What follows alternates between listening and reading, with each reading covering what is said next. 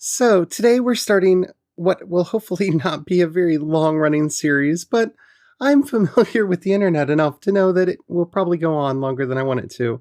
Today, we're starting a series called Why We Can't Have Nice Things. And I'm starting, as you should, by diving into the deep end. The Jedi teach children. And that has ruffled a lot of feathers and gotten a lot of people to start asking, are the Jedi evil?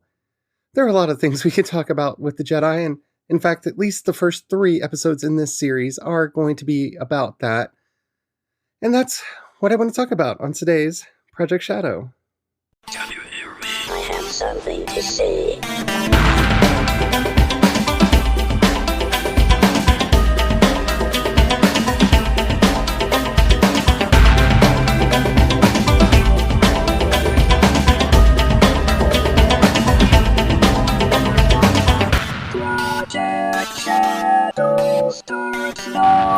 Hello, everyone. How are you doing today? My name's Charlie. You might know me better as sci-fi fantasy writer C.E. Dorset, especially if you're reading my latest book, Crucify My Love. Haven't mentioned that in a while.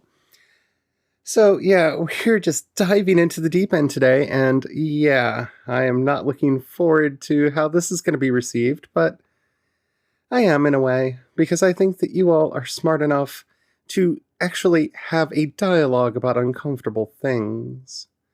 But before we get into all that, if you haven't already, please take a moment to rate this podcast in whatever app you're listening to me on. It really does help out a lot. It tells the algorithm to share this podcast with as many people as it can. And that helps out a lot because it builds the community. And the bigger the community, the better the chance we have of actually communicating with each other, which is why I do this in the first place. Alrighty, so why we can't have nice things. Jedi edition. The Jedi teach children. I want to start by saying that I am not going to just hand wave in this series and go, it's a fictional setting, just get over it. But it is a fictional setting. And so we have to actually start with the nature of the setting itself and the rules that apply to that setting. But before we get into all that, I do want to say that, for me at least, and I'm sure this is just my own liberal guilt coming out here, but I get really nervous when I hear a lot of the arguments along this line because they come from a very Western mindset. And I'm not saying that that makes them necessarily wrong, but I've heard a lot of blanket condemnation of any culture that would take children away at a young age to educate them in a spiritual art. I don't know how many people who say that know about how a lot of Tibetan monks become monks, but Tenzin Gyatso, the current Dalai Lama, was found as a child and educated as a child to be the next Dalai Lama. That's kind of how Tibetan Buddhism works. And I'm not going to go into all of the nuances of how that actually comes about and how they find tulkus, the people that they believe are reincarnations of previous lamas. And I'm not going to go into the education system that sees children in many Buddhist cultures go into the monastery for at least a period of time while they're young. I'm not going to go into a lot of that. I'm just saying it makes me a little bit uncomfortable when people make blanket statements and pronouncements about how that practice is monstrous, because I am not 100% on board with it, and we'll talk about that when we get there. It is something that actually happens in the world, and we actually have real-world people we can look at to see how this affects them. So, and I don't know how many of those studies have been done. I honestly wanted this to be mostly about the Jedi and the fictional world of Star Wars, because I don't think we can always apply our rationale and reason to a fictional setting. But I just wanted to bring that up as something that should at least come into consideration when people are making blanket pronouncements about cultures in a fictitious setting that kind of have real world analogs. In fact, the whole idea that the Jedi teach children was probably George Lucas connecting the Jedi to a tradition similar to Tibetan Buddhism and other forms of Buddhism that do allow children to enter the monastery at a young age. I'm just saying. Okay, so let's actually get into the world of Star Wars. So, a long time ago, in a galaxy far, far away, there's a magical energy field called the Force, and it's powerful, and it allows people to mind trick other people, and it allows people to, I don't know, choke people to death and throw people against the wall. And in this fictional setting, there are a group of space monks who go around and find children who are apt to use this power, who have access to it, because while everyone may have a little bit of access to it, those who can, I don't know, throw lightning out of their hands or choke somebody to death because they're mad at them, are a minority. And they find these children and carry them away. Okay, let's just stop there for a minute. If you lived in a world where there were magical powers that some people were just born connected to, that gave them the ability to, I don't know, manipulate and potentially kill and harm others, while they're going through their formative years, would you want them in school with people who didn't understand that and didn't know how to treat that? How do you discipline a child that, if you yell at them, can force choke you till death? I mean, that's a very interesting question, isn't it? And one would assume that at least the teachers of some of these children would be able to block that force power so that they wouldn't get choked and killed themselves. So, how monstrous is it to take these children away from their parents? I mean, it's one thing to empathize with the children and to say that this is what actually brought about Anakin becoming, well, let's just say the problematic character that he was. And you could even say that you can see hints of that in young Ben Solo. But really, do you want these children just scattered around? I mean, some of them are going to be scattered around anyway, because the Jedi are not going to find all of them. So, that's dangerous. And I'm not saying that these people need to be sequestered for the health and well-being of everyone else, but what do you do here? Isn't creating Xavier's School for the Gifted maybe a good idea? Putting them around children that are like themselves so they don't feel ostracized, they don't give in to the binary dark side, and become evil, monstrous people that force choke those who are mean with them? You know, kids can do terrible things to kids. We put a cute word on it and call it bullying, but kids can do really terrible things to other kids. Now imagine you're a kid who's being bullied who has force powers. Oh wait, we don't have to imagine that. There's the movie Carrie and Firestarter, and a lot of them, we call those horror movies, where you have kids who have specialized powers who are then treated badly by those around them, and then one day they snap, and there they are at the prom with the pig's blood raining down on them, and they decide to just kill everybody that's in the room because, they should have treated the magic witch girl a lot nicer. Yeah. And that's in a world where that's extremely rare. We don't know exactly how common being force sensitive to the point where you can force choke somebody or throw lightning is, because, well, it's a fictional universe and it's as common as it needs to be for storytelling purposes. But having those kids go to a regular high school where there's a good chance that they might, kill other people, even by accident. I mean, think about some of the stuff that Harry did by accident in the Harry Potter books. And he's just got access to low-level hedge magic. I mean, the magic in Harry Potter doesn't really go into some of the things that the Force does. And it's not as instinctive. I mean, I would have thought prior to the most recent movie, and this isn't really a spoiler for The Rise of Skywalker, but just be warned, it's a little thing that happens. It's not really, the way I'm talking about it is not plot-oriented. But I would have thought somebody would have had to have trained to throw Force lightning. In my mind, that's a power equivalent to what it was in Avatar: The Last Airbender, where Aang, who masters firebending really easily has a very hard time understanding how to deal with fire. With lightning. The same is true with Zuko, who is natural to firebending, but has a hard time learning how to control lightning. But no, we see that somebody who can lose their sense of cool and throw some force lightning. Imagine that happening in a high school. So, what's safer for all the kids involved? The kids who might be corrupted into the dark side, because remember, this is a setting where the world does have a binary good and evil in it. We'll talk about that on a future episode. And if bullied, could lash out and destroy many people around them by accident. Or learn that they have force powers and just take over the school, take over the town. Is it cruel to take them away to a specialized place where they can learn to control their abilities? Well, you might say no, but then we'll get into the next part of that in a moment.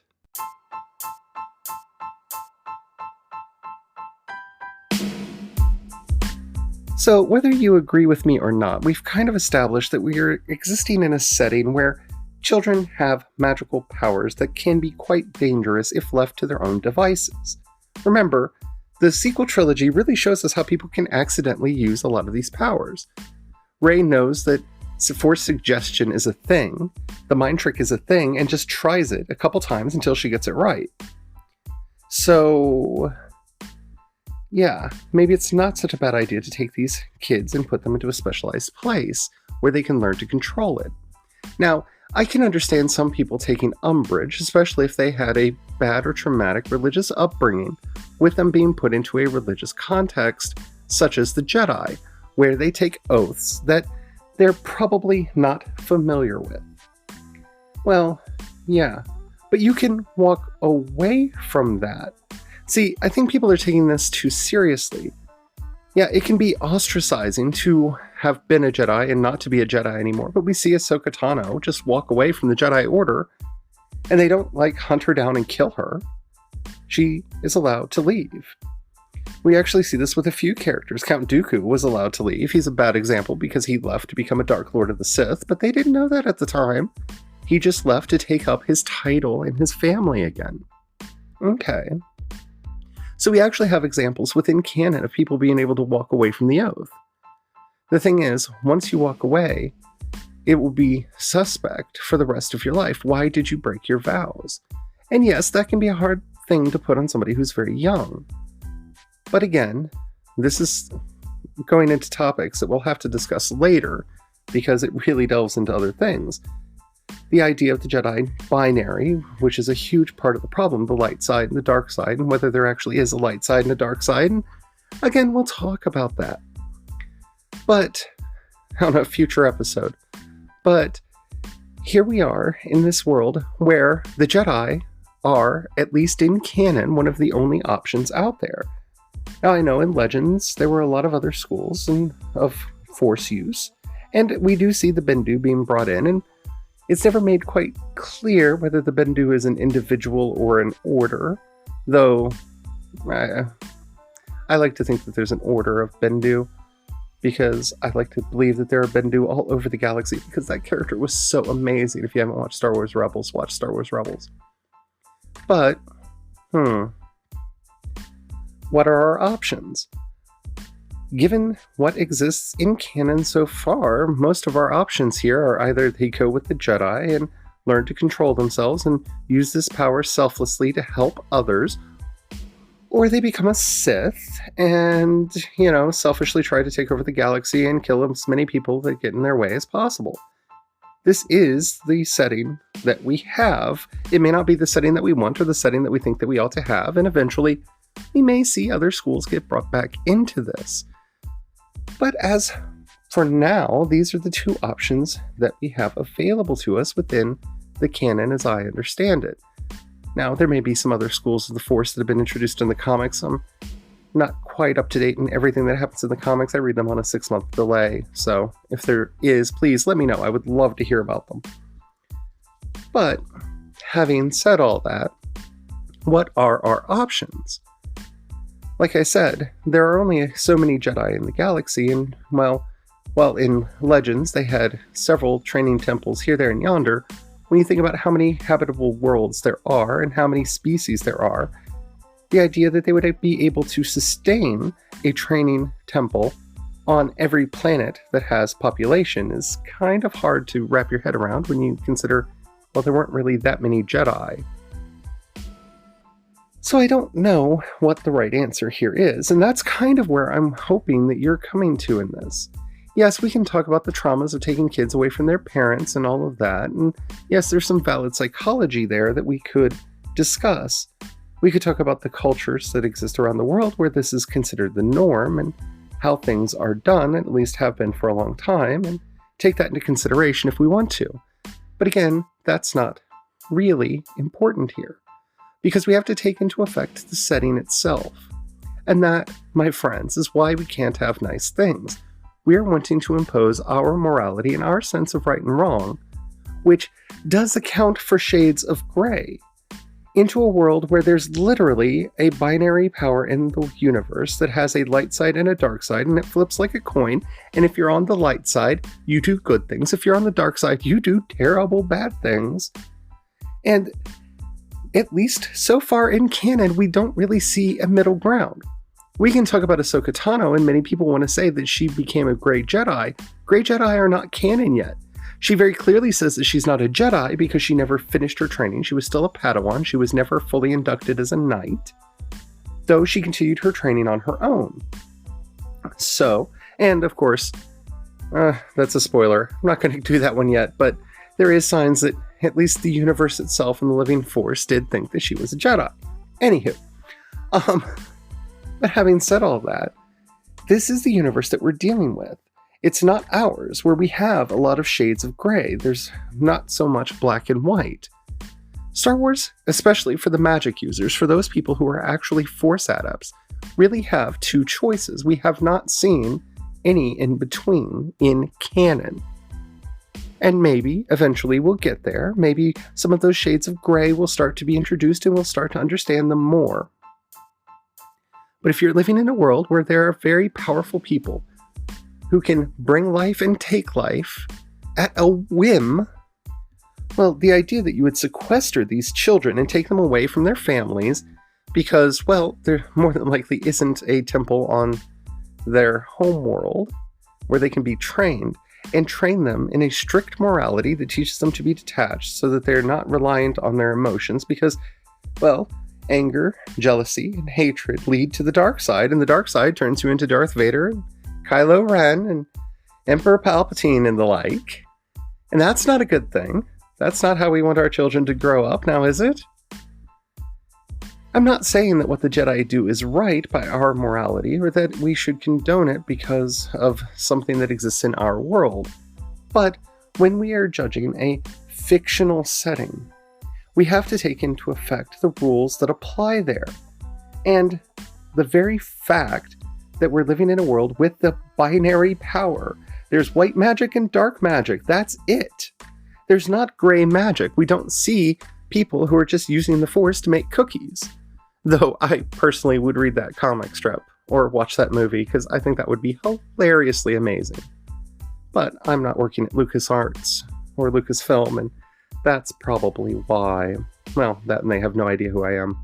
But when you're faced with whether this child is going to grow up and try to become a Dark Lord of the Galaxy and kill as many people as he can to get to that power place, or maybe learn how to center themselves, find the calm route, and, maybe not be such a tyrant, I don't see what other option exists within the setting, within canon.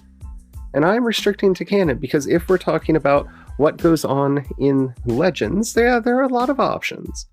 And Legends explored a lot of those, and maybe eventually those will come back into the story, but they aren't there now. So yeah. Are the Jedi evil because they take children away from their families and teach them how to be space wizards? Well, I really can't say that, not given the setting that we have. because I can't really apply my personal morality, which has many shades of gray in it, to a setting where, well, there are literal space wizards who are either good or evil, and generally not anything in between. And we see that with various characters that we flip a switch on. Darth Vader decides to save his son one day, and he's suddenly got a Force ghost who's standing around with Yoda and Ben like nothing ever happened. All those years of terrible things didn't happen because he saved his son and killed the Emperor, kinda-ish. Yeah. That's the setting we have, for better or worse. And our judgments need to exist within it because context is so important, and we forget context at our own peril. So, are the Jedi evil for taking kids away from their families and training them to be space wizards? No, not in the setting that we're given.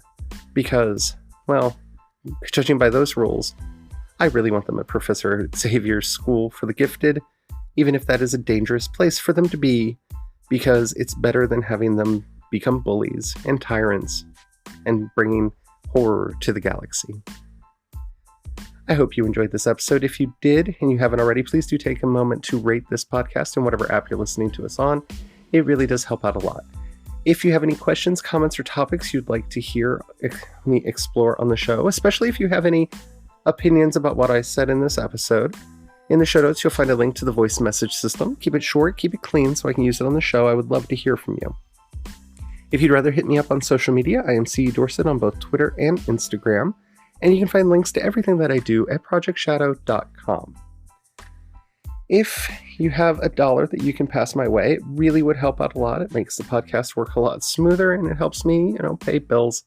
And I like doing that for odd reasons that are foisted upon me in this capitalist society.